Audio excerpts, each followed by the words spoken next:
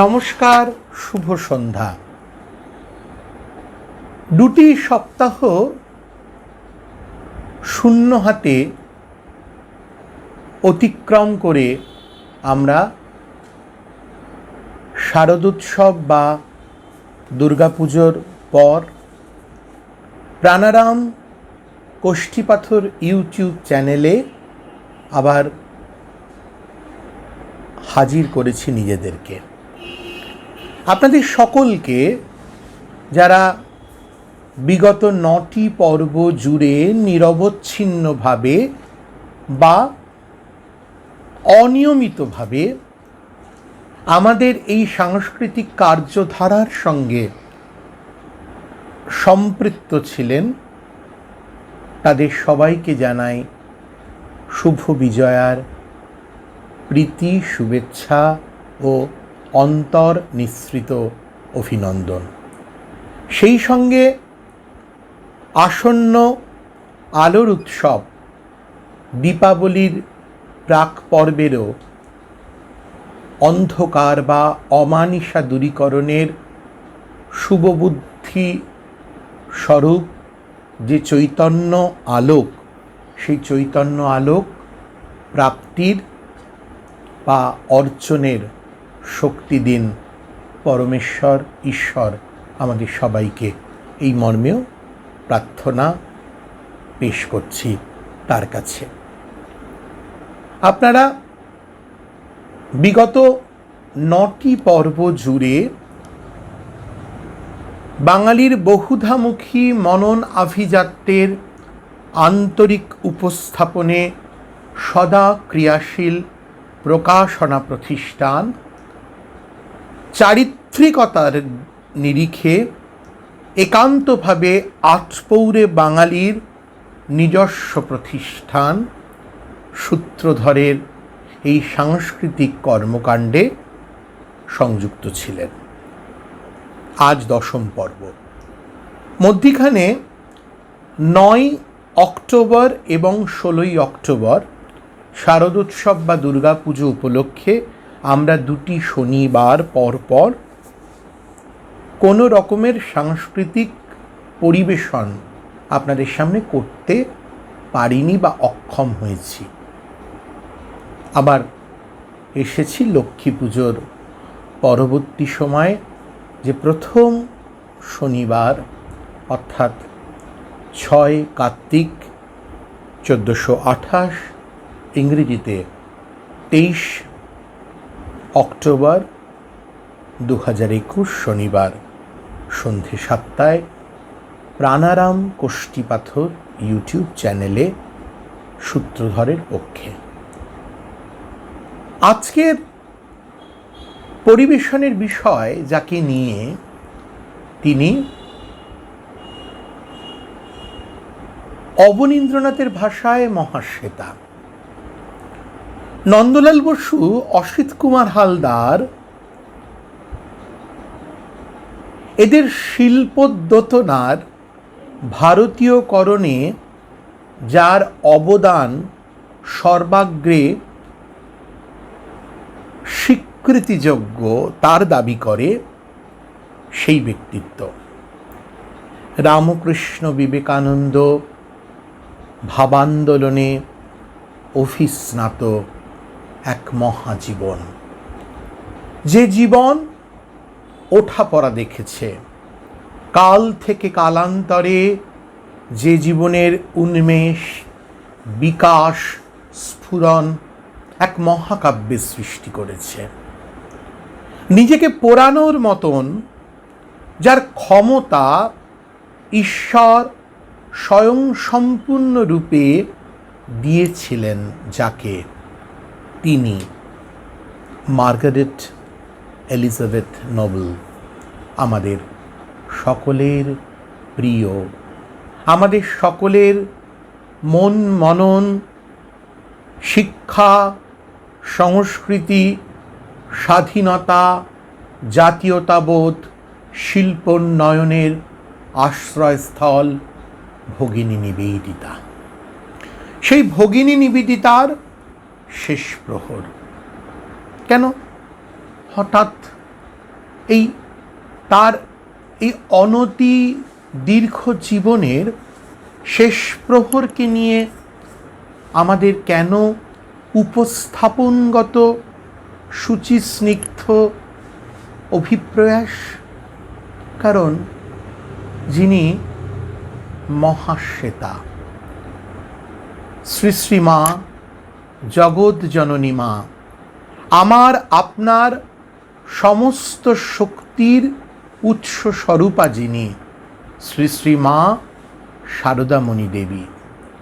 তার ভাষায় ঠাকুরের সেবার জন্য নরেন সাগরপাড় থেকে একটি শ্বেতপদ্ম এনেছে। তিনি তো শ্বেতপদ্মের প্রতীক। তার জীবন, তার জীবনগত অবিনশ্বরতা, তার জীবনের উত্থান পতন, শোক দুঃখ কষ্ট যন্ত্রণা বুকের পাথর দিয়ে সহ্য করার মতন অসীম সহনশীলতা, ভারতবাসী আজ তার আবির্ভাবের 156 বছর পরও কি তাকে স্মরণ করবে না? আলবাত করবে, নিশ্চয়ই করবে। করাটা যুক্তিযুক্ত। ইতিহাসের কাঠগড়ায় দাঁড়িয়ে যদি ভারতবাসীর আত্মজাগরণের মন্ত্র আওড়ানোর মতন আত্মশক্তি অর্জন করে, তার মূলে যারা সর্ব অগ্রসর তার মধ্যে একজন ভগিনী নিবেদিতা, রবীন্দ্রনাথের প্রিয় ভগিনী নিবেদিতা, স্বামী বিবেকানন্দের মানস কন্যা ভগিনী নিবেদিতা, শ্রী শ্রী মা শারদা দেবীর প্রাণের খুকি ভগিনী নিবেদিতা, ব্রহ্মানন্দজির প্রিয়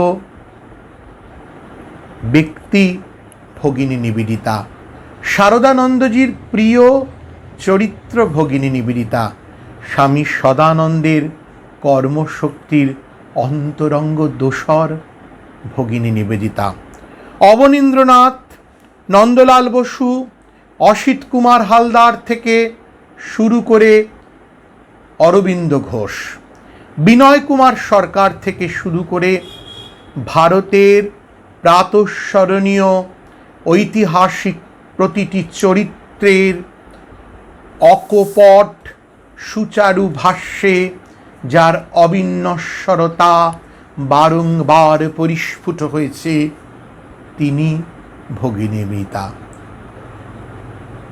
আয়ারল্যান্ড থেকে চলে আসা, ভারত আত্মাকে বোঝা, ভারত দেবতাকে সেবা করার অদম্য অনিঃশেষ শক্তি, তাকে তো পরিবৃত্ত শুধু নয়, তাকে ঐতিহাসিকতার নান্দি মুখে প্রতিস্থাপন করেছে।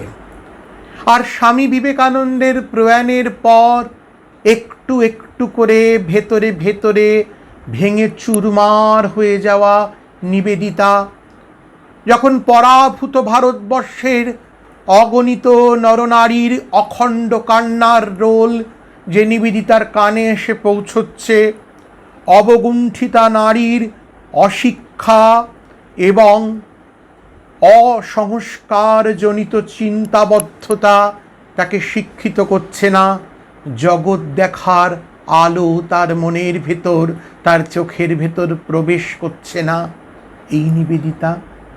আবার অঘোরমণি দেবী বৃদ্ধা, সনাতন ভারতবর্ষের আদর্শপুত অঘোরমণি দেবীর প্রতি অকপট সেবা পরায়ণতা শীল নিবেদিতা, সব মিলিয়ে তো নিবেদিতা।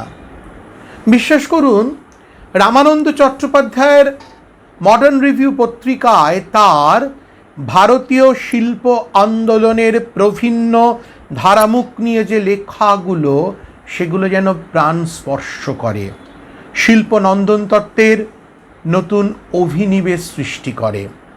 বা web of Indian life, cradle tales of Hinduism, aggressive Hinduism যদি আমরা মন দিয়ে খুঁটিয়ে পড়ি, ভাষিক ধ্রুপদী আনাকে অতিক্রম করে যদি তার নির্যাস শক্তিতে এতটুকু স্নাত হতে পারি, বুঝতে পারবো ভারতবর্ষকে এমন করে বোঝার, দেখার, অনুভব করার আত্মশক্তি কিভাবে তিল তিল করে অর্জন করেছিলেন এই মহীয়সী নারী।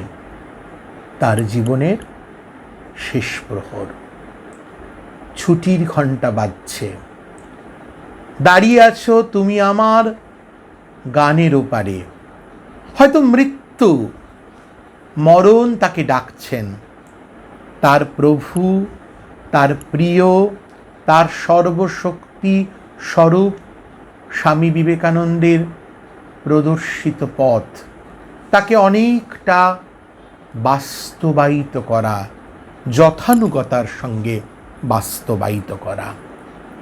শ্রীরামকৃষ্ণ শ্রী শ্রীমা সারদা দেবীর প্রদত্ত আধ্যাত্মিকতার জারণে নিজের সমস্ত সত্তাটিকে একটু একটু একটু করে ভেতরে ভেতরে সাজানো, সবই তো তার শেষ প্রহর। কিন্তু তিনি যে বড় একাকী। এই নির্জনতা মাঝে মাঝে তার কাছে দম বন্ধ করে দিচ্ছে। প্রিয় স্বামী রামকৃষ্ণানন্দজির মৃত্যু, অলি সারাবুলের মৃত্যু, ক্রমে ক্রমে কারোর কারোর সঙ্গে হয়তো অযাচিত অবাঞ্ছিত মতবিরোধ বেদনা সিক্ত করেছে তার অন্তরকে। ক্রমে ক্রমে ক্ষয় হয়েছেন।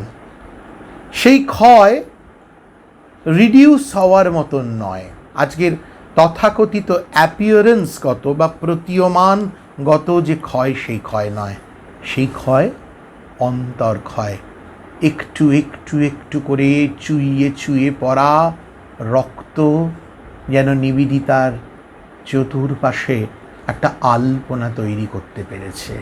সেই আলপনায় শুচিস্নিগ্ধ মহাশ্বেতা নিবেদিতা আর তার আত্মার আত্মীয় ভারতবর্ষ, তার মন, মনন, মেধা, হৃদয় জুড়ে শুধু স্বামী বিবেকানন্দের আদর্শের রূপায়ণ করার অসীম অনন্ত অনাদি আকাশ। সেই নিবেদিতার সন্ধানে আমরা ব্রতী হয়েছি আজ 23 অক্টোবর 2021, 6 কার্তিক 1428 শনিবার সূত্রধরের আন্তরিক আয়োজনে।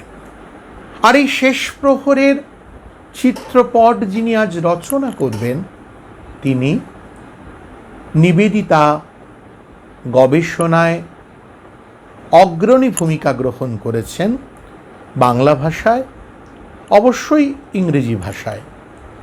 রামকৃষ্ণ বিবেকানন্দ ভাবান্দোলনের সুচারু গবেষক, লেখক, উপস্থাপক, মানব হিতৈষী চিকিৎসক, লোকশিক্ষায়, লোকস্বাস্থ্যে যার আদ্যন্ত বিশ্বাস, ডাক্তার দেবাঞ্জন সেনগুপ্ত।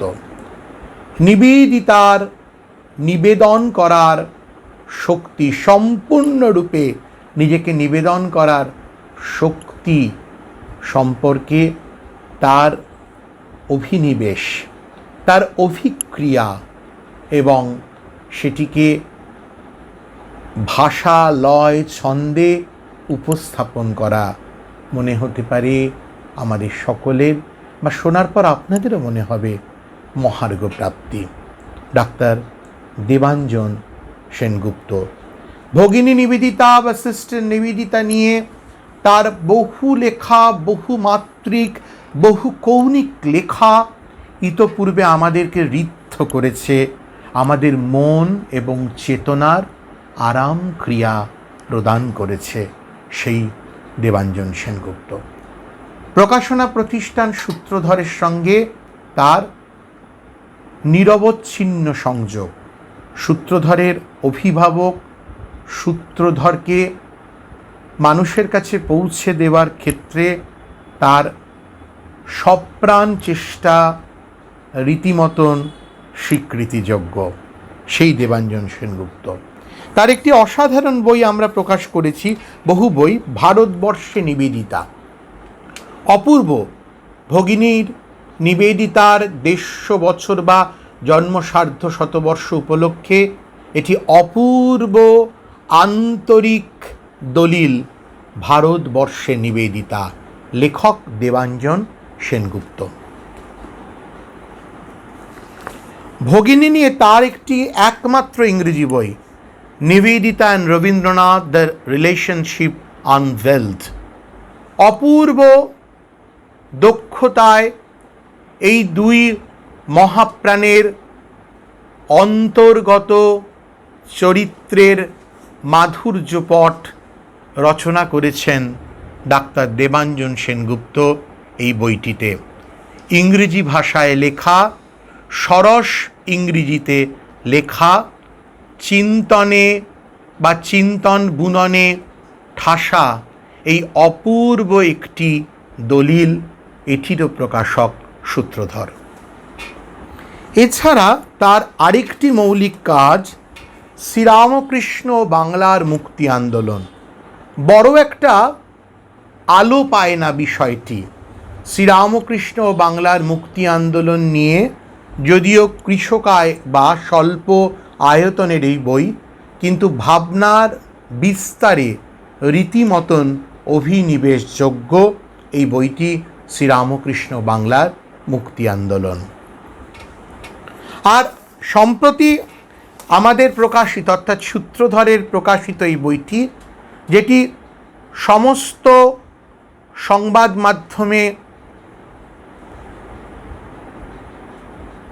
আদৃত হয়েছে, বাঙালি অনতি অতীতচারণ। বাঙালি কি ছিল, বাঙালির কি পরম্পরা, সেই পরম্পরা থেকে আজকের বাঙালি প্রভিন্ন ক্ষেত্রে সাংস্কৃতিক উত্তরাধিকারকে সম্বলিত করে বাঙালির আত্মসত্তা নির্মাণের এই যে প্রস্তুতি পর্ব, সেই প্রস্তুতি পর্বের নির্মোহ ঐতিহাসিক দলিল বাঙালি অনতি অতীতচারণ। এই বইটির মধ্যেও আমরা 19 শতকের বাংলা ও বাঙালির একান্ত নিজস্ব চরিত্রের একটি অপূর্ব আস্বাদন শক্তি অর্জন করব। এছাড়া দেবাঞ্জন সেনগুপ্তের অনুদিত কতগুলো বই সূত্রধর প্রকাশ করেছেন, যেমন স্বামী বিবেকানন্দের মাই মিশন, অতীব গুরুত্বপূর্ণ একটি রচনা। তার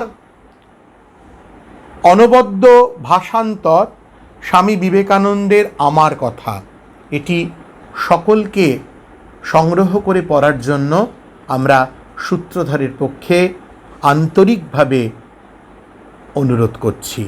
স্বামী বিবেকানন্দের আমার কথা। রামকৃষ্ণ সংঘের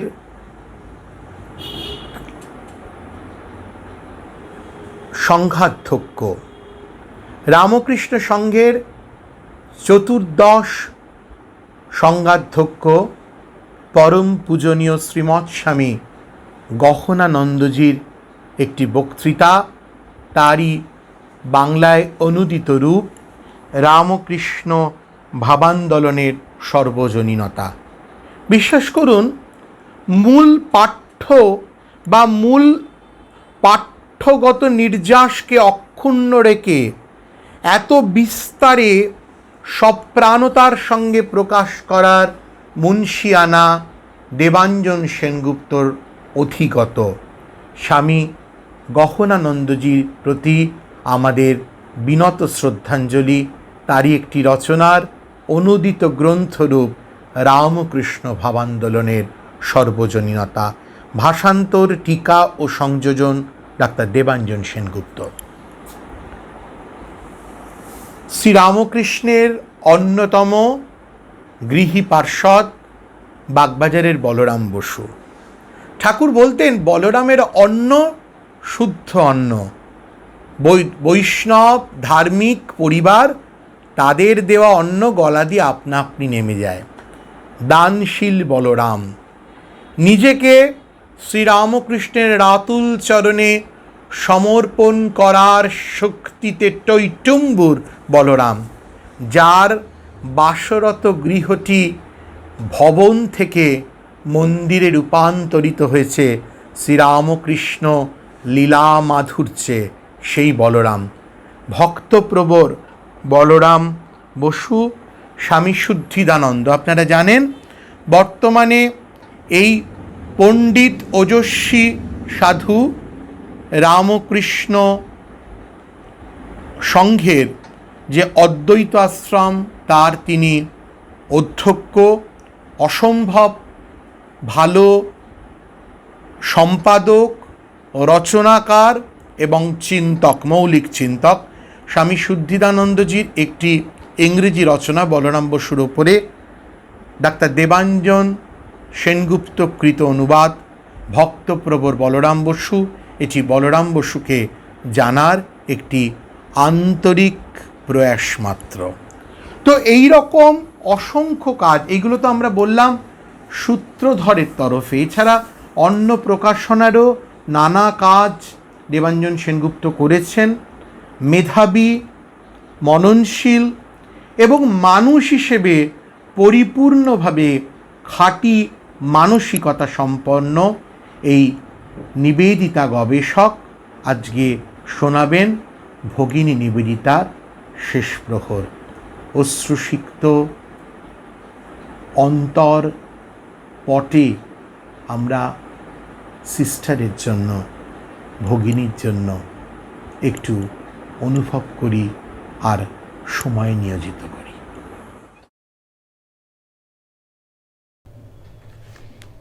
নমস্কার। আজকের বিষয় নিবেদিতার শেষ প্রহর বা নিবেদিতার জীবনের শেষ প্রহর। এই বিষয়টি বাছার পর থেকেই আমার মনে একটা দ্বিধা কাজ করছে। প্রথমত দ্বিধার কারণ হলো এই শিরোনামের আক্ষরিক অর্থ। নিবেদিতার জীবনের শেষ প্রহর, সে কি এখনো এসেছে? দেখুন, আজকের এই যে পৃথিবী, তুমুলভাবে দৌড়ে চলা যে পৃথিবী, একান্তভাবে আত্মকেন্দ্রিক যে পৃথিবী, সেই পৃথিবীতে যদি একজন মানুষের জন্মের 150 বছর পূর্তি উৎসব সারা দেশ জুড়ে হয় এবং সেই উদযাপন যদি দেশের গণ্ডি পেরিয়ে অন্য দেশে ছড়িয়ে পড়ে, এমনকি অন্য মহাদেশে ছড়িয়ে পড়ে, যে ঘটনা ভগিনী নিবেদিতার ক্ষেত্রে ঘটেছে কয়েক বছর আগে, এমনভাবে যদি ছড়িয়ে পড়ে 150 বছরের জন্মোৎসব, তাহলে কি করে বলি যে সেই মানুষটার জীবনের শেষ প্রহর পেরিয়ে গিয়েছে? বরঞ্চ নিবেদিতা নতুন নতুনভাবে জেগে উঠছেন, আমাদের জাগিয়ে তুলছেন। তার ভাবনা, চিন্তা, তার বিচার বিশ্লেষণ আমাদের নতুন করে পথ দেখাচ্ছে। আমরা নতুন করে সমৃদ্ধ হচ্ছি, তাকে নতুন নতুন করে জানছি। তাই নিবেদিতার শেষ প্রহর বলতে অবশ্যই আমরা তার জীবনের শেষ প্রহরের কথা বলছি, তার সশরীরে এই পৃথিবীর বুকে উপস্থিত থাকার শেষ প্রহরের কথা বলছি। এ নিয়ে কোনো দ্বিধা, কোনো দ্বন্দ্বের কোনো জায়গাই নেই। কিন্তু সেই সঙ্গে সঙ্গে আরেকটি বিষয় দ্বিধা আছে এই বিষয়টিকে বাছার ব্যাপারে। সেই দ্বিধা হলো, নিবেদিতার জীবনের শেষ সময়টা নিয়ে যদি আলোচনা করতে হয়, নিবেদিতার মৃত্যুর কিছুদিন আগের সময়টা নিয়ে যদি আলোচনা করতে হয়, নিবেদিতার শরীর চলে যাওয়ার কিছুদিন আগের, তাহলে সেই আলোচনায়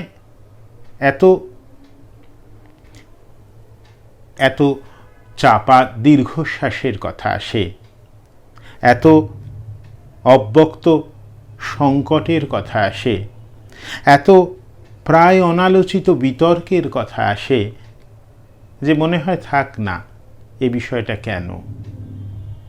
কিন্তু নিবেদিতাকে যদি জানতে হয়, তার সংগ্রামকে যদি জানতে হয়, তার নিজেকে ক্ষতবিক্ষত করে ভারতবর্ষের জন্য নিজেকে সম্পূর্ণভাবে নিবেদিত করে দেওয়ার ইতিহাসকে যদি বুঝতে হয়, তাহলে নিবেদিতার শেষ সময়ের, শেষ প্রহরের এই অন্তর্মহল থেকে যে রক্তক্ষরণ হয়েছে তাকে জানা দরকার। এবং সেটা জানতেন, সেটা বুঝতেন, সেটা উপলব্ধি করতেন নিবেদিতার দুই একান্ত সুহৃদ বিজ্ঞানী জগদীশচন্দ্র বসু এবং তার স্ত্রী অবলা বসু। তারা জানতেন বলেই তারা নিবেদিতাকে প্রস্তাব দিলেন, চলো 1911 অক্টোবরে চলো আমরা আবার দার্জিলিং যাই। আবার দার্জিলিং, কারণ দার্জিলিংয়ে এই জগদীশচন্দ্র বসু এবং অবলা বসুর সঙ্গেই নিবেদিতা এর আগেও বেশ কয়েকবার গেছেন, ঠিক হিসেবে বললে 6 বার গেছেন, এবং প্রতিবারই সমৃদ্ধ হয়ে এসেছেন। তাই এবারও নিবেদিতার ক্ষত নিরাময়ের জন্য তারা দার্জিলিং বেড়াতে যাওয়াকেই, স্থান হিসেবে দার্জিলিংকেই পছন্দ করলেন এবং নিবেদিতা তাতে সোৎসাহে সমর্থন করলেন। কিন্তু কোন সে ক্ষতের নিরাময় যেটা বসু দম্পতি চাইছেন? একটি ক্ষতের কথা খুব স্পষ্ট, সেটা হচ্ছে নিবেদিতা তার এই স্বল্পকালীন জীবনে আপাতত যে পর্বে এসে পৌঁছেছেন তাতে তিনি আধ্যাত্মিক দিক থেকে তার আধ্যাত্মিক জীবন পথে ক্রমশ সঙ্গীহীন হয়ে পড়ছেন। তার আচার্যের দেহাবসানের পর তিনি হারিয়েছেন তার আধ্যাত্ম জীবনের অত্যন্ত ভরসার স্থল, অত্যন্ত ভরসা করতেন এমন দুজন মানুষকে। তার মধ্যে একজন স্বামী স্বরূপানন্দ আর একজন গোপালের মা। তারপর এই বছরেই যে 1911 অক্টোবরে তারা দার্জিলিং যাওয়ার কথা বলছেন, সেই 1911-রই প্রথম দিকে তিনি হারিয়েছেন তার অভিভাবিকা তথা বন্ধু সারাবুলকে। তার কিছুদিন পরেই হারিয়েছেন তার একান্ত সুহৃদ আর একজন স্বামী সদানন্দকে। স্বামীজির মা ভুবনেশ্বরী দেবীর শেষ সময়েও নিবেদিতা তার প্রচুর সেবা করেছিলেন এবং শেষ পর্যন্ত বাগবাজারে তাঁরও দেহাবসান হয়। আপাতত বাগবাজারে নিবেদিতার প্রতিবেশী হিসেবে মুমূর্ষু অবস্থায় প্রায় মৃত্যুশয্যায় রয়েছেন স্বামীর রামকৃষ্ণানন্দ। অর্থাৎ নিবেদিতা খুব নিঃসঙ্গ বোধ করছেন। তার আচার্য তাকে যে আধ্যাত্মিক পথে নিয়ে এসেছিলেন সেই পথে হাঁটতে হাঁটতে তিনি ক্লান্ত হয়ে পড়ছেন। তিনি ধারে কাছে ভরসা করার মতো যাদেরকে চিনে নিয়েছিলেন, যাদের হাত ধরেছিলেন, তারা একে একে বিদায় নিচ্ছেন। নিঃসঙ্গ নিবেদিতার অন্তর্মহলের এই একটি ক্ষতের জায়গা। কিন্তু সেই সঙ্গে সঙ্গে আর একটা ব্যাপার, ওই যে বাগবাজারের কথা বলছি, সেই বাগবাজারে নিজস্ব ঘেরাটোপের মধ্যে নিবেদিতাকে দগ্ধে দগ্ধে মারছে আর এক ক্ষত, নিরাময় অযোগ্য ক্ষত। সেটি হলো তাঁর বিদ্যালয়ে, তাঁর প্রতিষ্ঠিত বিদ্যালয়ে তাঁরই সহকর্মী স্বামী বিবেকানন্দের আর এক অনুরাগিনী ক্রিস্টিনের সঙ্গে, সিস্টার ক্রিস্টিনের সঙ্গে তার ভুল বোঝাবুঝি।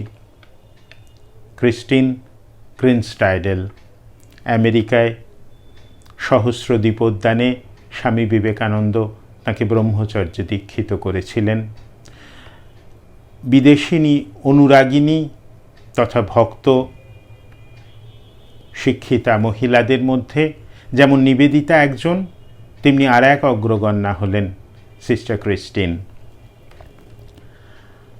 1898 সালে নিবেদিতা ভারতবর্ষ বা কলকাতায় এসে বাগবাজারে স্কুল প্রতিষ্ঠা করেছিলেন। তার কয়েক বছর পর 1902 সালে ক্রিস্টিন আসেন নিবেদিতার সহযোগিনী হিসেবে নিবেদিতা স্কুলের কাজকর্ম দেখাশুনোর জন্য। এবং এসেই তিনি নিবেদিতাকে অনেকটা আরাম দিয়েছেন, অনেকটা অবসর করে দিয়েছেন। কারণ সিস্টার ক্রিস্টিনের নিবেদিতার মতন নানান বিষয়ে আগ্রহ নেই, বিশেষত ভারতবর্ষের রাজনীতির সঙ্গে তার কোনো সংস্রব নেই। তিনি মাস্টার্স আই স হিম বা ওয়েব অফ ইন্ডিয়ান লাইফের মতো বই লেখারও আগ্রহ নেই। তিনি একান্তভাবে স্কুলটাকে নিয়েই মজে ছিলেন, সেটি তার আচার্যের প্রতি সম্মান জানানোর পথ হিসেবে বেছে নিয়েছিলেন। এবং ফলে নিবেদিতার মতো বহুমুখী প্রতিভা অনেকটা হাঁপ ছাড়ার সুযোগ পেয়েছিলেন, অন্য কাজে সময় দিতে পারছিলেন। সিস্টার ক্রিস্টিনের গুণ ছিল যে তিনি ছাত্রীদের সঙ্গে অনেক সহজে মিশতে পেরেছিলেন। নিবেদিতার চেয়ে তিনি অনেক দ্রুত এবং অনেক সাবলীলভাবে কথ্য বাংলা আয়ত্ত করেছিলেন। ফলে স্থানীয় মানুষদের সঙ্গে, বিশেষত তার ছাত্রীদের অভিভাবক অভিভাবিকাদের সঙ্গে তার যোগাযোগটা অনেক সহজ হয়েছিল।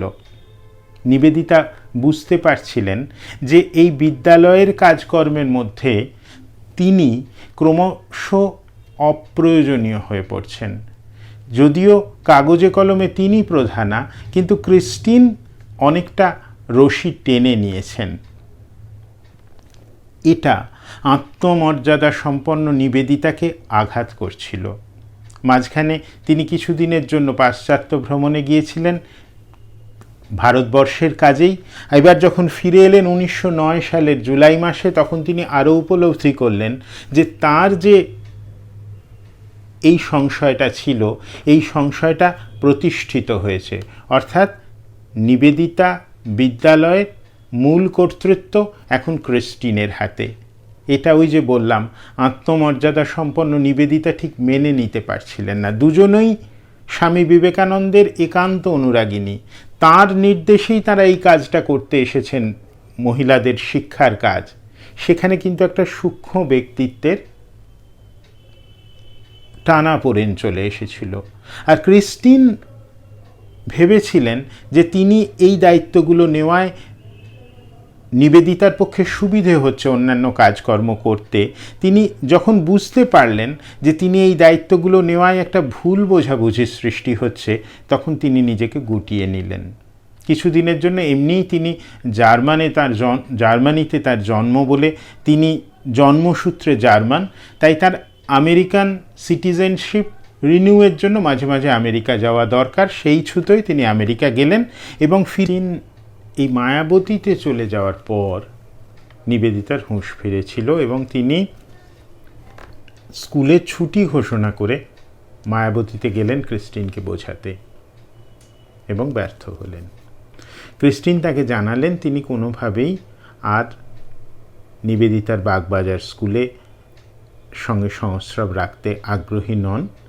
তিনি যদি আদৌ কলকাতায় ফিরে আসেন, তিনি জানালেন তিনি তাহলে ব্রাহ্ম বালিকা বিদ্যালয়ে কাজ করবেন। এটা নিবেদিতার অন্তর্মহলে একটা গভীর ক্ষত সৃষ্টি করল, এবং আরেকটি ক্ষত তার জন্য অপেক্ষা করেছিল। নিবেদিতা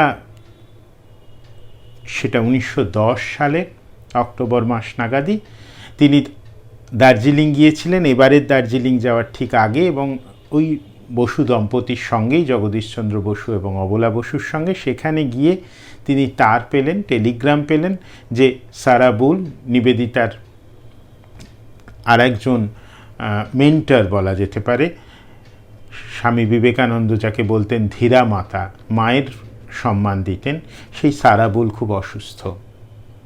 নিবেদিতা কাল বিলম্ব না করে কলকাতায় এলেন। এসে সরাসরি সারা বুলের কাছে গেলেন বিদেশে, এবং আমেরিকায় সারা বুলের মৃত্যুশয্যার পাশে গিয়ে দাঁড়ালেন। শেষ কিছু সপ্তাহ তার আন্তরিক শুশ্রূষা করলেন, এবং সারা বুল শেষ পর্যন্ত মারা গেলেন। নিবেদিতাকে আরও নিঃসঙ্গ করে দিয়ে মারা গেলেন। নিবেদিতা জানতে পারলেন মারা যাওয়ার পর যে সারা বুল তার ইচ্ছাপত্রে এক তিনি ছিলেন বিপুল সম্পত্তির অধিকারিণী। তিনি তার স্বামী ছিলেন বেহালাবাদক, নরওয়ে। তা তিনি তার ইচ্ছাপত্রে তার বিপুল সম্পত্তির কিছু অংশ নিবেদিতার বাগবাজারের বিদ্যালয়কে দিয়ে গেছেন এবং কিছু অংশ, যিনি তার পুত্রের মতো স্নেহ করতেন যে জগদীশচন্দ্র বসুকে, সেই জগদীশচন্দ্র বসুর বিজ্ঞান সাধনার জন্য কিছু টাকা দান করে গেছেন। কৃতজ্ঞ চিত্তে নিবেদিতা সারাবুলকে প্রণাম জানালেন মনে মনে, কিন্তু তার সামান্য কয়েকদিনের মধ্যেই তার জন্য এক অভাবিত আঘাত অপেক্ষা করছিল। তিনি জানতে পারলেন সারাবুলের কন্যা ওলিয়া, তিনি একটি আইনি পথে একটা অভিযোগ এনেছেন যে তার মাকে, সারাবুলকে শেষ সময় ভুল বুঝিয়ে এই সিস্টার নিবেদিতা তার কাছ থেকে এই অর্থ আত্মসাৎ করতে চেয়েছেন। এবং শুধু তাই নয়, তিনি এই যে শুশ্রূষার নামে ভারতবর্ষ থেকে আনা কিছু বিষ ফল খাইয়ে সারাবুলের মৃত্যুকে ত্বরান্বিত করেছিলেন।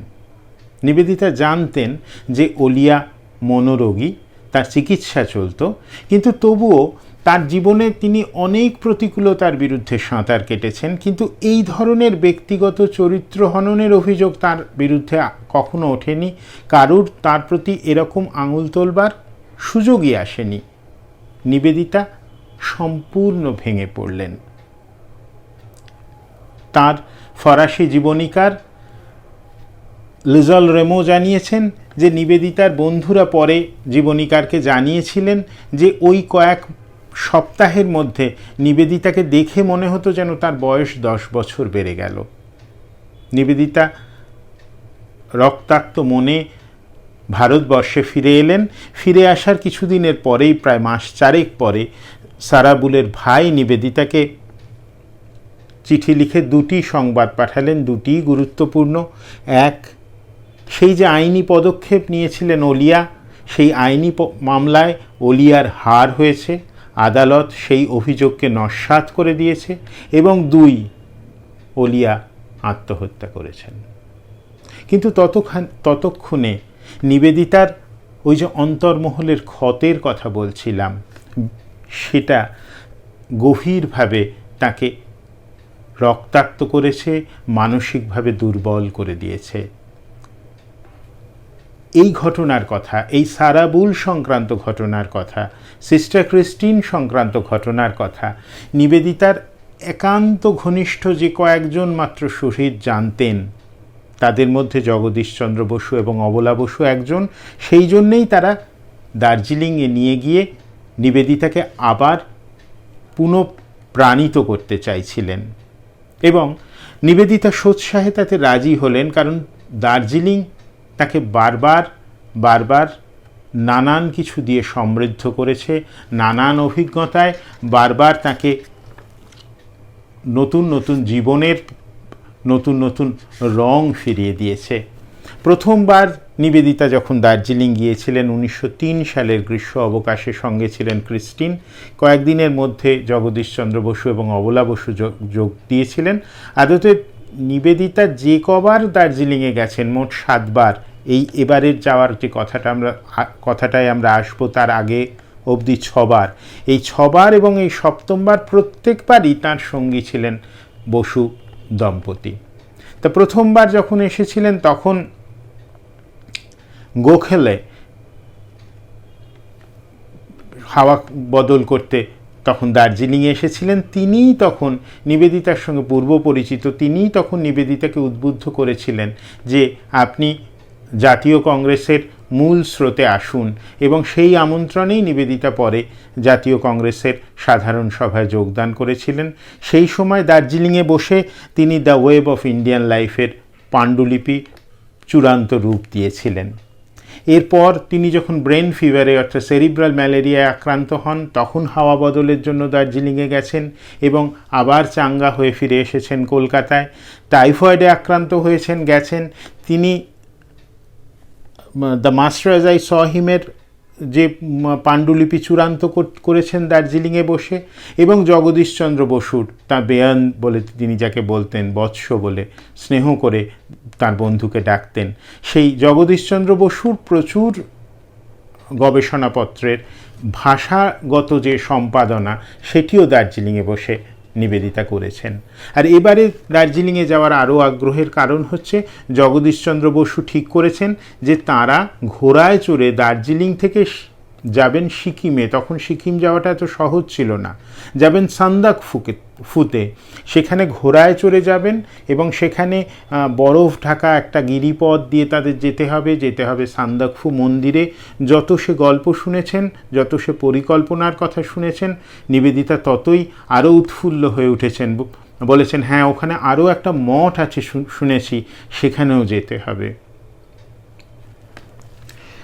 খুব সম্ভবত 21 অথবা 22 সেপ্টেম্বর জগদীশচন্দ্র বসু এবং অবলা বসু আগে দার্জিলিং পৌঁছে গিয়েছিলেন। খুব সম্ভবত 21 অথবা 22 সেপ্টেম্বর নিবেদিতার চিঠি দেখে যেটা মনে হয়, হয়তো 22 সেপ্টেম্বরই কলকাতা থেকে রওনা হলেন নিবেদিতা এবং দার্জিলিং পৌঁছলেন। যাওয়ার জন্য বিছানাপত্র প্রস্তুত হয়ে রয়েছে, বাঁধা ছাঁধা হয়ে রয়েছে, ঘোড়ার জিন চড়ানো হয়ে গেছে, খাবার দাবার প্রস্তুত হয়ে আছে। কিন্তু যেদিন রওনা হওয়ার কথা সান্দাকফু অভিমুখে, নিবেদিতা যেন ক্লান্ত বোধ করলেন। সেদিনের মতো যাত্রা স্থগিত রাখা হলো এবং জগদীশচন্দ্র বসু, অবলা বসু এবং হয়তো নিবেদিতাও জানতেনই না যে সেই যাত্রা চিরকালের জন্য স্থগিত করে দিতে হলো। কারণ নিবেদিতা উদরাময় আক্রান্ত হলেন। সেই সময় কি আশ্চর্য সমাপতন! বিশিষ্ট চিকিৎসক ডাক্তার নীলরতন সরকার মশাই তখন ছুটি কাটাতে দার্জিলিংয়ে। তিনি নিবেদিতা অসুস্থ শুনে নিজে থেকে গিয়ে হাজির হলেন রায়ভিলায়। এই রায়ভিলার কথাটা একটু বলে নেওয়া দরকার। রায়ভিলা হচ্ছে, আমরা অনেকে ভাবি এবং গাইড বইয়ের, দার্জিলিংয়ের গাইড বইয়ের কল্যাণে আমরা অনেকে স্থির বিশ্বাসই করি যে রায়ভিলা বুঝি জগদীশচন্দ্রের বাড়ি। তা কিন্তু নয়। জগদীশচন্দ্র বসু দার্জিলিংয়ে নিজস্ব বাড়ি করেছিলেন পরে। রায়ভিলা হচ্ছে, আর রায়ভিলা হলে জগদীশচন্দ্র বসুর বাড়ি হলে রায়ভিলা হবেই বা কেন? রায়দের বাড়িই তো রায়ভিলা। এটি হচ্ছে আসলে অবলা বসুর বোন শৈলবালা, তাঁর স্বামী ডাক্তার দ্বারকানাথ রায়ের বাড়ি। সেই রায়ভিলাতে তাঁরা উঠেছেন। সেখানে খবর পেয়েই ডাক্তার নীলরতন সরকার এসে হাজির হলেন। এর আগে নিবেদিতাকে তিনি ব্রেন ফিভার থেকে সারিয়ে তুলেছেন, টাইফয়েড থেকে সারিয়ে তুলেছেন। এবারও তিনি ভেবেছিলেন তাঁরই জয় হবে। মনে হয়েছিল সমতলের মানুষজন পাহাড়ে এলে যেমন পেটের অসুখে প্রথম দিকে ভোগে জলের পরিবর্তনের জন্য, এও বুঝি সেই রকম। কিন্তু না, আস্তে আস্তে নীলরতন সরকার মশাই বুঝতে পারলেন এই লড়াই জেতা যাবে না। এক কঠিন উদরাময় আক্রান্ত হয়েছেন। জগদীশচন্দ্র বসুর আফসোস করছেন যে দার্জিলিংয়ে না নিয়ে এলেই হতো। তারা নীলরতন সরকারকে কুণ্ঠিতভাবে জিজ্ঞেস করছেন, আচ্ছা ডাক্তারবাবু, এখন যদি আমরা সিস্টারকে কলকাতায় নিয়ে যাই, সেখানে চিকিৎসা তো আরেকটু ভালো হবে মনে হয়। নীলরতন সরকার মাথা নাড়ছেন, বলছেন না, এই যে যাত্রা পথের যে ধকল, সেটা নিবেদিতার শরীর এখন নিতে পারবে না। নীলরতন সরকার বুঝতে পারছিলেন কোথায় যেন একটা নিবেদিতার মনে, নিবেদিতার শরীরে কোথায় যেন একটা ছন্দপতন হচ্ছে, কোথায় যেন একটা তার কেটে যাচ্ছে। কেন মনে করছিলেন? তিনি তো ওই ওলিয়া সারাবুলের ঘটনা জানেন না, ক্রিস্টিনের ঘটনাও জানেন না, কিন্তু তার মনে হচ্ছিল তাঁর রোগিণী যেন চিকিৎসায় সেরে উঠবার ইচ্ছা শক্তিটা হারিয়ে ফেলেছেন। তার সৌজন্যবোধ অটুট। যখনই নীলরতন সরকার আসছেন তাকে অভিবাদন জানাচ্ছেন, কিন্তু সেই বেঁচে ওঠার মনের জোরটা যেন নেই। অধ্যাপক জগদীশচন্দ্র বসু এবং অবলা বসু দুজনেই নিবেদিতাকে সাহস যোগাতেন, বা বলা যায় প্রবোধ দিতেন যে তুমি ঠিক হয়ে উঠবে, বিশেষ করে ডাক্তার নীলরতন সরকারের মতো চিকিৎসককে আমরা এখানে পেয়ে গেছি, যিনি তোমাকে দুবার প্রায় মৃত্যুর দোরগোড়া থেকে ফিরিয়ে এনেছেন। এবারও তুমি ঠিক সুস্থ হয়ে উঠবে। নিবেদিতা বোধহয় মনে মনে হাসতেন। দু একবার বলেওছেন যে আর দীর্ঘায়িত করেও না, আমার যাওয়ার সময় চলে এসেছে। আসলে এ কথা তো ঠিক। অধ্যাপক বসু এবং অবলা বসু দুজনেই বুঝতে পারতেন। আমরাও এখন এতটা সময়ের দূরত্বে দাঁড়িয়েও বুঝতে পারি যে এই ৪৪ বছরের জীবনটাতে ভগিনী নিবেদিতা সেই মার্গারেট এলিজাবেথ নোবেল থেকে ভগিনী নিবেদিতা, এই যে পর্ব, এই পর্বে এত ধকল সইতে হয়েছে তাঁর শরীরটাকে, তার মনটাকে, এত প্রতিকূল অবস্থার মধ্যে দিয়ে যেতে হয়েছে, এত অনভ্যস্ত পরিস্থিতি কাটাতে হয়েছে। সেটা কি প্রাকৃতিক, কি আহার সম্পর্কে, কি জীবনযাত্রা সম্পর্কে, আর কি বাইরের পরিপ্রেক্ষিত সম্পর্কে। এত প্রতিকূলতার মধ্যে লড়াই করতে হয়েছে এই ৪৪ বছরের জীবনটা, শরীরটা তাই আর দিচ্ছে না। প্রসঙ্গত আমরা স্মরণে আনতে পারি রবীন্দ্রনাথ ঠাকুরের স্মৃতিচারণ। রবীন্দ্রনাথ ঠাকুর, আমরা আজ জানি ভালোভাবে যে রবীন্দ্রনাথ ঠাকুর এই বসু দম্পতি এবং নিবেদিতা, এই দুজনের, এই দুই তরফেরই বলা যেতে পারে আজকের ভাষায় কমন ফ্রেন্ড। উভয় তরফেরই শহীদ, খুব নিকট শহীদ। তিনি নিবেদিতার সম্পর্কে স্মৃতিচারণ করতে গিয়ে বলেছেন, ভগিনী নিবেদিতা আমাদিগকে যে জীবন দিয়া গিয়াছেন তাহা অতি মহৎ জীবন। তাহার দিক হইতে তিনি কিছুমাত্র ফাঁকি দেন নাই।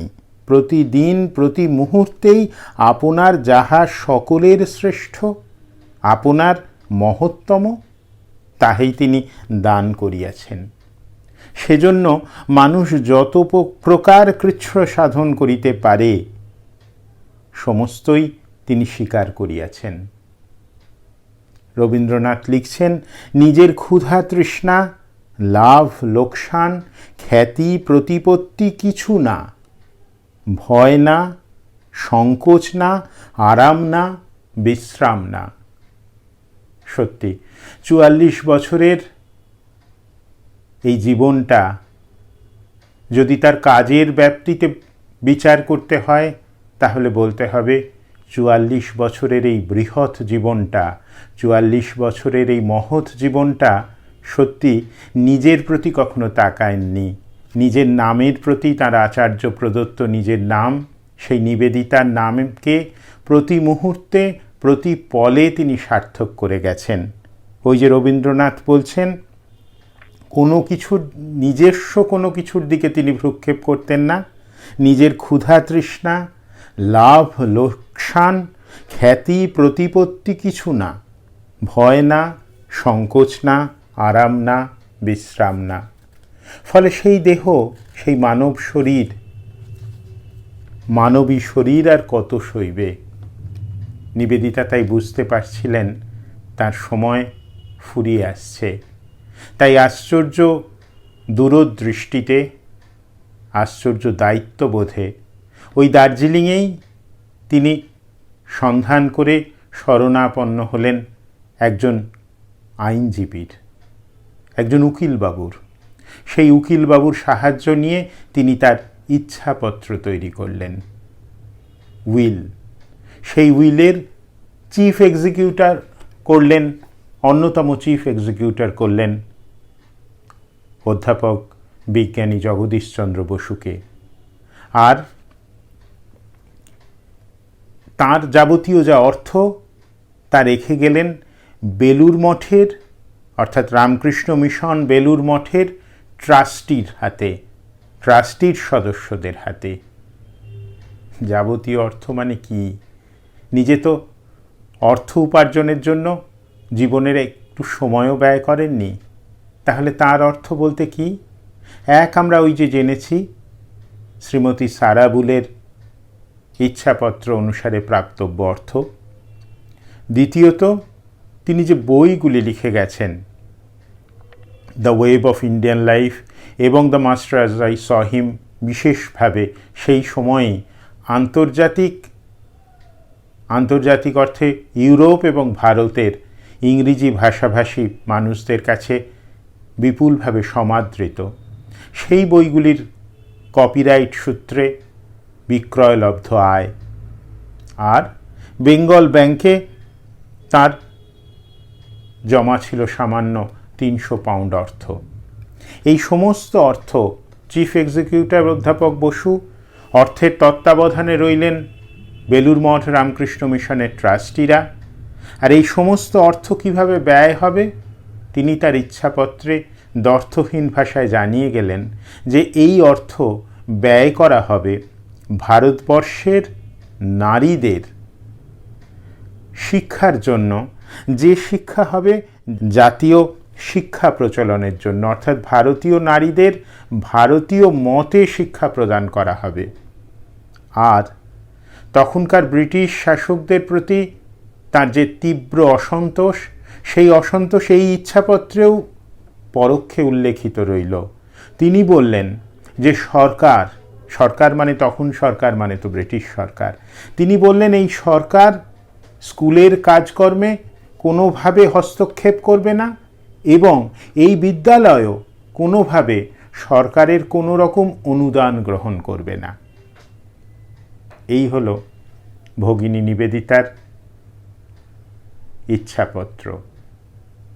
তার চরিত্রের মতোই বলিষ্ঠ, তার চরিত্রের মতোই দ্বিধাহীন, তার চরিত্রের মতোই দ্ব্যর্থহীন তার আজ্ঞা।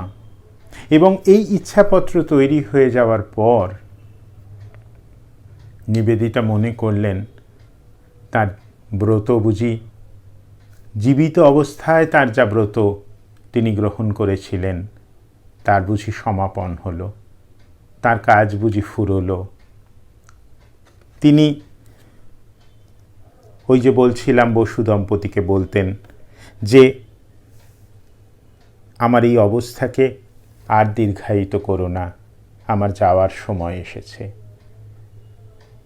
এই সময় সবাইকে অবাক করে দিয়ে নিবেদিতা হঠাৎ একদিন দেখেন যে গণেন মহারাজ এসে হাজির। তার একান্ত স্নেহের গণেন্দ্রনাথ রামকৃষ্ণ ভাব আন্দোলনের একজন কর্মী, নিবেদিতার অত্যন্ত অনুগত। তিনি নিবেদিতাকে দেখতে, নিবেদিতার অসুস্থতার খবর শুনে নিবেদিতার কাছে ছুটে এসেছেন। আর সঙ্গে এনেছেন কি? সঙ্গে এনেছেন এক ঝুড়ি ভর্তি করে বেলুর মঠের বাগান থেকে সংগ্রহ করা টাটকা ফল। মঠের সন্ন্যাসীরা নিবেদিতার জন্য পাঠিয়েছেন। গুরুর প্রতিষ্ঠিত প্রতিষ্ঠান থেকে এই ফল এসেছে। নিবেদিতা আবেগে সেই ফলগুলি মাথায় ছোঁয়ান, মনে করেন গুরুর আশীর্বাদ,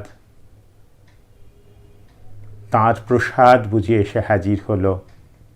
তার বোধহয় ক্ষণিকের জন্য একবার মনেও হলো যে শ্রীরামকৃষ্ণদেব, তিনি শুনেছিলেন শ্রীরামকৃষ্ণদেব তাঁর নরেনকে বলেছিলেন ছুটি হলে আম দেব। কথাটা নিবেদিতার বোধহয় হঠাৎ মনে পড়ল। তিনিও তো কানে শুনতে পাচ্ছেন ছুটির ঘণ্টা। এই সময় জগদীশচন্দ্র বসু এবং অবলা বসু নিবেদিতা যখন যা শুনতে চাইতেন সেগুলি পাঠ করে শোনাতেন। বেশিরভাগই শাস্ত্র গ্রন্থ। এবং সেই পাঠের কালে অধ্যাপক বসু অনেক সময় কোনো কোনো অংশ নিবেদিতাকে বেশি আবেগ আপ্লুত করে দিতে পারে বলে, বা নিবেদিতাকে বেশি স্মৃতি কাতর করে দিতে পারে ভেবে কিছু কিছু অংশ টপকে টপকে যেতেন, বাদ দিয়ে পড়তেন। কিন্তু শরীরে ক্লান্ত নিবেদিতার মস্তিষ্ক কিন্তু তখনও সচেতন। তিনি ইঙ্গিতে হাত তুলে অধ্যাপক বসুকে থামিয়ে দিয়ে বলতেন গোটাটা পড়ো।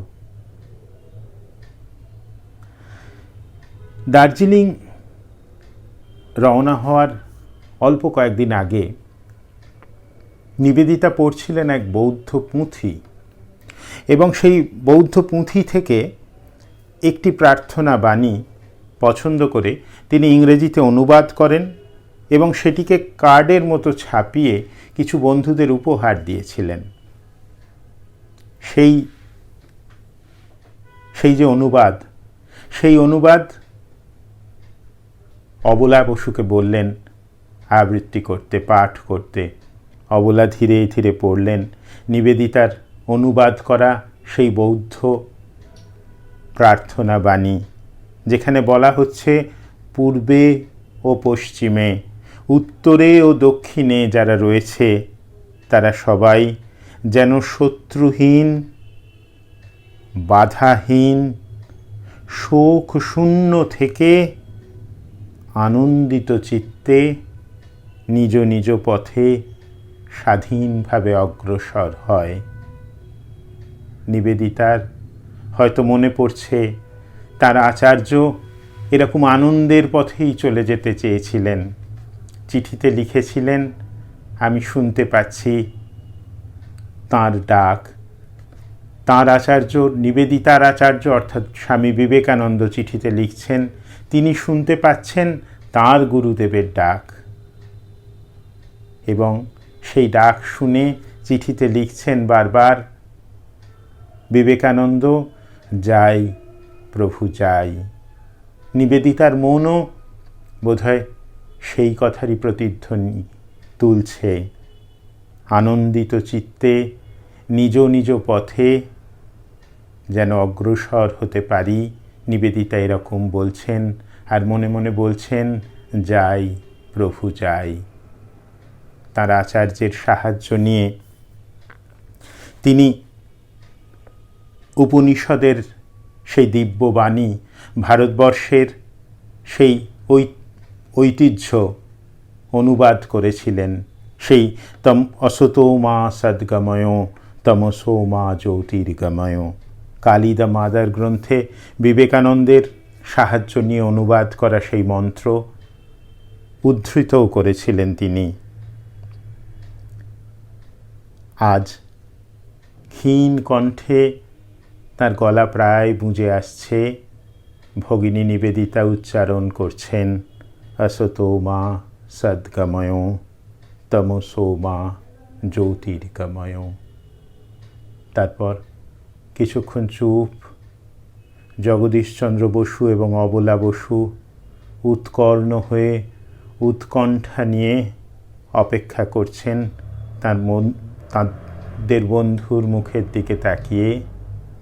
হঠাৎ নিবেদিতার ঠোঁট সামান্য নড়ে উঠল। খুব কাছে গিয়ে খুব নিবিষ্টভাবে শুনলে বুঝতে পারা গেল নিবেদিতা বলছেন, তরীখানা ডুবছে, কিন্তু আমি সূর্যোদয় দেখব। ওই নিবেদিতার শেষ উচ্চারণ। তারপর আর তাকে খাওয়ানো গেল না, পথ্য খাওয়ানো গেল না, ওষুধ খাওয়ানো গেল না। তিনি জোর করে সরিয়ে দিলেন তার অক্সিজেনের নল। 13ই অক্টোবর 1911, শুক্রবার সকাল 7টা নাগাদ নিবেদিতা দেহ রাখলেন। শোকস্তব্ধ অবলা বসু পরে তার সেই সময়ের স্মৃতিচারণ করেছেন। তাঁর শয্যা পার্শ্বে বসে আছি আমি, স্মৃতিচারণ করছেন অবলা বসু।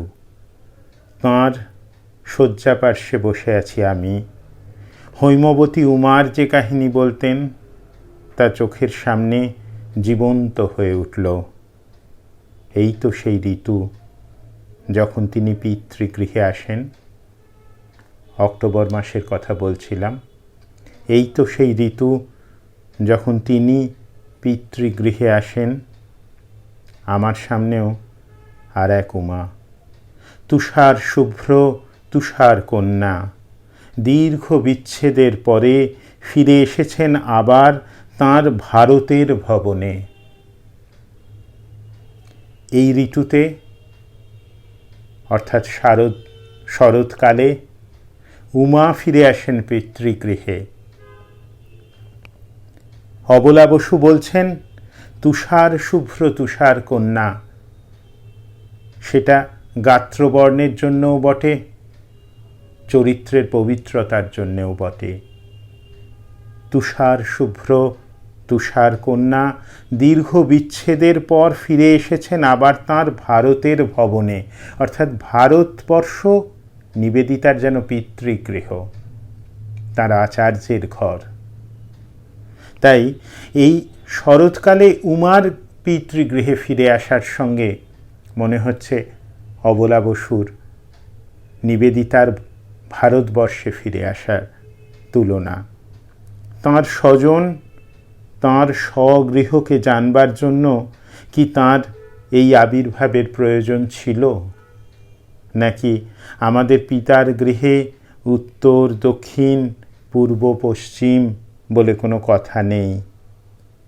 সেই যে নিবেদিতা বৌদ্ধ প্রার্থনা বাণী যেমন বলেছিলেন যে পূর্বে বা পশ্চিমে যেখানেই থাকুক, উত্তরে বা দক্ষিণে যেখানেই থাকো, তারা সবাই যেন শত্রুহীন, বাধাহীন, শোক শূন্য থেকে আনন্দিত চিত্তে নিজ নিজ পথে স্বাধীনভাবে অগ্রসর হতে পারে। অবলা বসুরও মনে হচ্ছে এই যে একবার আমরা মনে করছি যে উমার মতো পিতৃগৃহে প্রত্যাবর্তন করলেন নিবেদিতা, ভারতবর্ষে আসা যেন তার আচার্য গৃহে, তার পিতৃগৃহে আসার মতো, এটাই তার আসল শেকড়।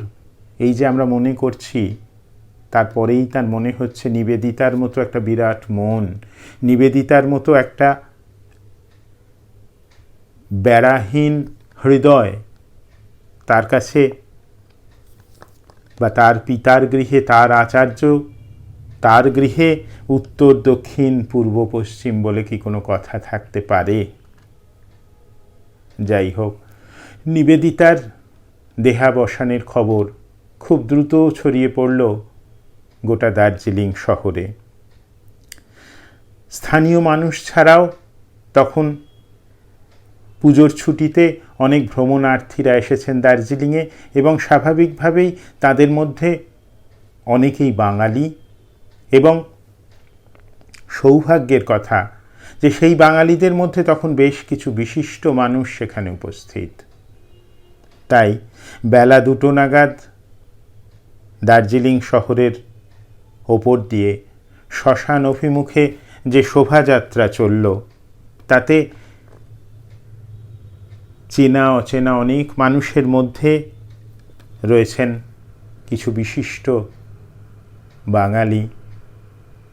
বিজ্ঞানী অধ্যাপক জগদীশচন্দ্র বসু, শ্রীমতী অবলা বসু তো রয়েছেনই, ডাক্তার নীলরতন সরকার তিনিও রয়েছেন, গণেন্দ্রনাথ ওরফে গণেন মহারাজ তিনি রয়েছেন প্রফুল্লচন্দ্র রায়, রয়েছেন ভূপেন্দ্রনাথ বসু, অধ্যক্ষ শশীভূষণ দত্ত, অধ্যাপক সুবোধচন্দ্র মহলানবিশ, ডাক্তার বিপিন বিহারী সরকার সস্ত্রীক, এবং পরবর্তী কালের বিশিষ্ট গবেষক জগদীশচন্দ্রের সুযোগ্য শিষ্য বশিষ্ঠর সেন, আর তার সঙ্গে আরও বহু বহু নাম না জানা মানুষ, অনুরাগী, কেউ কেউ হয়তো নিশ্চয়ই এসেছেন কৌতূহলেও। কার্ট রোডে, দার্জিলিংয়ের কার্ট রোডে যখন নিবেদিতার মরদেহ পৌঁছল, তখন দেখা গেল তার পেছনে পেছনে তাকে অনুগমন করছেন এক বিপুল সংখ্যক জনতা। দার্জিলিং শহর কখনো এত বড় শবযাত্রা আগে প্রত্যক্ষ করেনি। বেলা 4টে নাগাদ ধীরে ধীরে সেই শবযাত্রা পৌঁছল দার্জিলিংয়ের শ্মশানে। যথাযথ চিতাশয্যা রচিত হল, গঙ্গা জলে সিক্ত করে উত্তর দিকে শিয়র করে শয়ান দেয়া হলো ভগিনী নিবেদিতাকে। চারিদিক হরিধ্বনিতে মুখরিত হল। সন্তানের মতো শ্রদ্ধায় নিবেদিতার পায়ের ছাপ নিলেন প্রথমে, তারপর মুখাগ্নি করলেন গণেন মহারাজ গণেন্দ্রনাথ। তখন বিকেল 4:15, হলুদ ফুলে ফুলে ঢেকে যথারীতি দাহ সম্পন্ন হল। রাত 9টায় হল চিতাভস্য সংগ্রহ।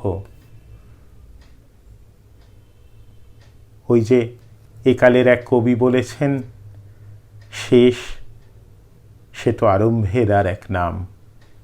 নিবেদিতা চর্চার এই যে শেষের কথা বললাম, এই যে শেষ প্রহর নিয়ে কথা বললাম, নিবেদিতা চর্চার আরম্ভ, যথার্থ নিবেদিতা চর্চার আরম্ভ বোধহয় সেই বিন্দু থেকে, সেই সময় থেকে। এবং তারপর নিবেদিতার শুভানুধ্যায়ী, নিবেদিতার ঘনিষ্ঠ মানুষজন, তার লেখা শত শত চিঠি, বিভিন্ন পত্রপত্রিকায় নামে এবং নামহীন তার প্রচুর লেখালেখির সংগ্রহ একে একে শুরু হলো। আবিষ্কৃত হলেন এমন এক মানুষ যিনি নিজেকে আড়ালে রেখে সম্পূর্ণভাবে নিবেদন করেছিলেন ভারতবর্ষের জন্য। এর বেশ কিছু পর তাঁর শুভানুধ্যায়ীদের সঙ্গে কথা বলে তাদের কাছে আসা নিবেদিতার চিঠি, মৃত্যুর বেশ কয়েক বছর পরে তাঁর ঘনিষ্ঠ মানুষজনের, দেশের এবং বিদেশের মানুষজনের সঙ্গে কথা বলে তাদের কাছে জমিয়ে রাখা নিবেদিতার লেখা চিঠিপত্র সংগ্রহ করে পড়ে, তার লেখা বিভিন্ন পত্রপত্রিকায় ছড়িয়ে থাকা তার লেখা সংগ্রহ করে পড়ে লিজল রেমো, ফরাসি জীবনীকার, নিবেদিতার জীবনী রচনা করেছিলেন, দ্য ডেডিকেটেড। এবং তখনই মানুষজন জানতে পেরেছিলেন কত বিচিত্র দিকে, কত বিবিধ দিকে নিবেদিতার প্রতিভা ছড়িয়ে পড়েছিল। ভারতবর্ষের জন্য কি সুগভীর আন্তরিক তার শ্রদ্ধা, তার মমতা, এবং ভারতবর্ষের ভালোর জন্য নিজেকে তিনি কিভাবে সত্যি করে সম্পূর্ণত নিবেদন করেছিলেন, সেই কথাই লেখা আছে নিবেদিতার শেষ প্রহরের সাক্ষী দার্জিলিংয়ের সেই শ্মশানে। সেখানে এক অনাড়ম্বর স্মৃতিবেদী, সেখানে উৎকর্ণ আছে, here reposes sister Nivedita who gave her all to India। এখানে শান্তিতে নিদ্রা যাচ্ছেন রামকৃষ্ণ বিবেকানন্দের নিবেদিতা, ভারতবর্ষকে যিনি তার সর্বস্ব অর্পণ করেছিলেন। এত সত্য, এত সরল, এত সংহত এপিটাফ বোধহয় আর হয় না। নিবেদিতার গোটা জীবনটি এই একটি বাক্যে ধরা।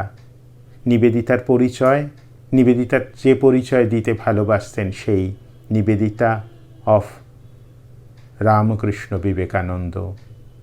তিনি শান্তিতে শয়ান যাচ্ছেন। কোন নিবেদিতা? হু gave her all to India. Nivedita শেষ প্রহরের সাক্ষী সেই দার্জিলিংয়ের শ্মশানের সেই অনাড়ম্বর স্মৃতিস্তম্ভ নিবেদিতা সম্পর্কে সম্পূর্ণ পরিচয় দিয়ে রাখছে এখনও নিবেদিতাকে। এই শেষ প্রহর দিয়ে যদি চিনতে হয়, তাহলেও নিবেদিতাকে চিনতে হবে এই তার এপিটাফ দিয়েই। আমরা প্রণাম জানাই সিস্টার নিবেদিতাকে, who gave her all to India. নমস্কার। ডাক্তার দেবাঞ্জন সেনগুপ্ত সুবাচক বা উপস্থাপক। দীর্ঘদিন ধরে তাকে যারা চেনেন, তার বক্তব্য শৈলীর মাধুর্য যারা হাতে নিয়ে গ্রহণ করার পক্ষপাতী। তারা জানেন দুরূহ বিষয়কেও লৌকিক উপস্থাপনায় কেমনভাবে আবেগসিক্ত করে দিতে পারেন এই নিবেদিতা গবেষক। আজও তার ব্যত্যয় ঘটেনি। আজও তিনি সমরূপ দক্ষতার পরিচয় প্রদান করেছেন। ভগিনী নিবেদিতার শেষ প্রহর। অনেক নিবেদিতার মধ্যেও অন্তঃসলীলা ফল্গুর মতন দুঃখ যন্ত্রণা ক্লিষ্ট নিবেদিতা, টর্নেডো বা কালবৈশাখী এসেও যাকে টলাতে পারে না, তাকে নোয়াতে পারে না, সেই নিবেদিতা শান্তির জন্য চলে যান শৈল শহরে, হিমালয়ের কোলে। জপের মালা হাতে নিয়ে জপ করতে করতে সুজলা সুফলা মালায় শীতলা শস্য শ্যামলা মাতরম বন্দে মাতরম, সেই ভারতবর্ষকে স্পন্দিত শক্তিরূপে অনুভব করতে করতে তার শক্তিস্বরূপ গুরু স্বামী বিবেকানন্দের প্রদত্ত বীজ মন্ত্র ভেতরে উচ্চারণ করতে করতে তিনি চলে যান রামকৃষ্ণ লোকে। যে লোক নিবেদিতাকে আশ্বস্ত করে, যে লোক নিবেদিতাকে অনশ্বরতা প্রাপ্তির ইতিহাসে নিবন্ধীকৃত এক মহাপ্রাণ হিসেবে সাব্যস্ত করে। আমরা বুঝতে পারি বড় কিছু করতে গেলে এই অভাগা দেশে, এই আচার বিচার সংস্কারের রূপকল্পে একজন মানুষের মতন মানুষকে কত কষ্ট সইতে হয়, কত যন্ত্রণার পেরেক দিয়ে একটু একটু করে রক্ত বয়, সবটাই নিবেদিতার ক্ষেত্রে প্রয়োগ সিদ্ধ হয়েছে। তবু তার মহাপ্রয়াণের এত বছর পরও আমরা নিবেদিতার প্রতিবেশী, নিবেদিতার মহতি কর্মকাণ্ডের যে সাক্ষী বসপাড়ালেন উত্তর কলকাতার ঐতিহ্যবাহী রামকৃষ্ণ বিবেকানন্দ ভাবান্দোলনের স্মারকবাহী বসপাড়ালেনের সন্নিকটে আমাদের প্রকাশনা প্রতিষ্ঠান, আমরা নিবেদিতার প্রতিবেশী। তাই প্রতিবেশী হিসেবে আমরা আভূমি প্রণতি জানাই তার এই অনশ্বর কর্মকাণ্ডকে। বেঁচে থাকুক তার নিবেদন করার শক্তি, বেঁচে থাকুক তার সমস্ত রকমের মানবহিতৈষী চিন্তা, আর সুস্নাত হই যেন তার নিজের কর্মচিন্তায়, আর আধ্যাত্মিকতার সৌরভে আমরা যেন নিবেদিতাকে মায়ের আদরের খুকি হিসেবে একবার অন্তরাত্মা দিয়ে অনুভব করতে পারি। ধন্যবাদ ডাক্তার দেবাঞ্জন সেনগুপ্ত, ধন্যবাদ আপনাদেরকে, এবং অবশ্যই ধন্যবাদ প্রাণারাম কোষ্ঠীপাথর চ্যানেলের শ্রীযুক্ত পবিত্র সুর মহাশয়কে, যার কর্ম উচ্চক ছাড়া এই রকম একটি মননশীল ভাববাহী আলোচনা আমার আপনার সকলের কাছে উপস্থাপিত হতে পারত না। নমস্কার, ভালো থাকবেন, ভালো রাখবেন চতুর্পার্শ্বকে। শুভরাত্রি।